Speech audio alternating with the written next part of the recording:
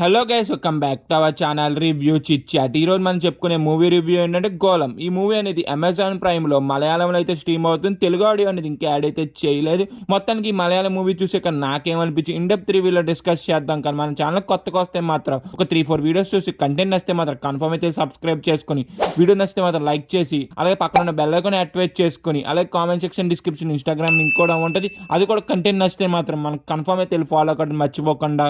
Coming to the movie యొక్క basic story line ఏంటంటే, VTEC అనే ఒక కంపెనీ అయితే ఉండదు. ఆ కంపెనీ ఎండి అనేది ఒక రోజు వాష్రూమ్లో అయితే చనిపోతాడు. కానీ ఆ వాష్రూమ్లో ఎవరైతే ఉండరు, ఆ బాస్ని చంపింది ఎవరు, అసలు ఎందుకు చంపాల్సి వచ్చింది, అసలు మొత్తానికి ఏమైంది అనేది మీరు మూవీ చూసి అయితే తెలుసుకోవాలి.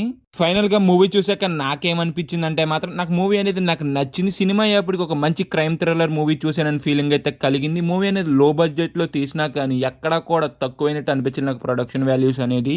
ఈ మూవీలో ఉన్న ట్విస్టులు కూడా అంతే బాగా వర్కౌట్ అయినాయి. అబ్బా, తను చంపింది ఎవరని తెలియగానే మనకి మైండ్ అయితే పోద్ది. అలాగే డ్రామా కూడా చాలా బాగా రాసుకున్నారు. ఎక్కడా కూడా మనకి బోర్ కట్టకుండా చాలా నీట్గా అయితే వెళ్ళిపోయింది ఆ డ్రామా అనేది.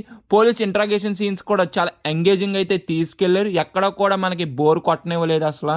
మూవీ అనేది మనకి ఎక్కడా కూడా డివేట్ అయితే అవ్వదు. త్రూ అవుట్ మూవీ అంతా అంతే ఎంగేజింగ్ అయితే ఉంటుంది, అంతే మనం ఎంజాయ్ కూడా చేస్తాం.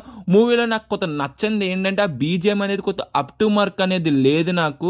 కొంత అది అప్ టు మార్క్ ఉంటే మాత్రం త్రూ అవుట్ మూవీ మొత్తం బీజిఎం చాలా బాగా ఎంజాయ్ చేసి ఉన్నబ్బా. బీజిఎం కొంత తగ్గినట్టు అయితే అనిపించింది నాకు. మేజర్ గా మూవీలో పోలీసులు చేసే ఇన్వెస్టిగేషన్ సీన్స్ కూడా అంతే బాగున్నాయి. ఆ సీన్స్ కూడా చాలా బాగా రాసుకున్నారు, చాలా బాగా యూజ్ అయితే చేసుకున్నారు. కొన్ని మూవీస్ లో మనకి చీపించినట్టుగా చూపిస్తారు, కానీ ఈ మూవీలో మాత్రం చాలా బాగా యూజ్ చేసుకున్నారు. ఆ సీన్స్ కూడా చాలా బాగా రాసుకున్నారు. అదే మూవీకి ప్లస్ అయితే అయ్యింది.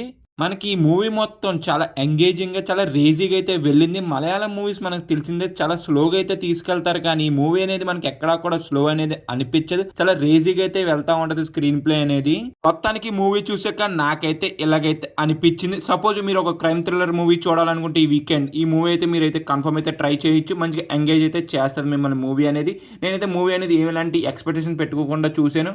నన్ను అయితే మాత్రం చాలా బాగా ఎంగేజ్ అయితే చేసింది గైస్ మూవీ అనేది. కమింగ్ టు ద పర్ఫార్మెన్సెస్, ప్రతి ఒక్కళ్ళు వాళ్ళకున్న రోల్లో బాగా అయితే పర్ఫార్మెన్స్ అనేది చేశారు. ఇంకా సినిమాటోగ్రఫీ ప్రొడక్షన్ వాల్యూస్ వాళ్ళకున్న బడ్జెట్లో మంచి ప్రొడక్షన్ వాల్యూస్ అయితే పెట్టారు. మూవీలో ఉన్న కెమెరా వర్క్ కూడా చాలా బాగున్నది. కొన్ని షార్ట్స్ కూడా చాలా బాగా తీశారు.